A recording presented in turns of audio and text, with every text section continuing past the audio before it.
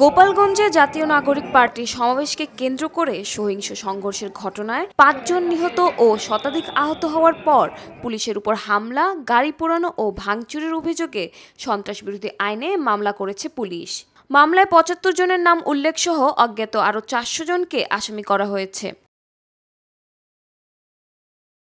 শুক্রবার ১৮ জুলাই সকালে সদর থানার পুলিশ পরিদর্শক আহমদ আলী বাদী হয়ে মামলাটি দায়ের করেন। গোপালগঞ্জ সদর থানার ভারপ্রাপ্ত কর্মকর্তা সাজিদুর রহমান মামলার বিষয়টি নিশ্চিত করেছেন। পরিস্থিতি নিয়ন্ত্রণে প্রথমে ১৪৪ ধারা জারি করা হলেও সহিংসতা অব্যাহত থাকায় বুধবার রাত ৮টা থেকে বৃহস্পতিবার সন্ধ্যা ৬টা পর্যন্ত গোপালগঞ্জে কারফিউ জারি করে সরকার। পরবর্তীতে কারফিউর সময়সীমা বাড়ানো হয়। পুলিশের মামলার ছাত্রলীগের গোপালগঞ্জ জেলা শাখার সাধারণ সম্পাদক আতাউর রহমান পিয়ালের নামও উল্লেখ করা হয়েছে বলে জানা গিয়েছে। তিনি বলেন, জড়িত অন্যদের গ্রেফতার করতে একাধিক টিম কাজ করছে।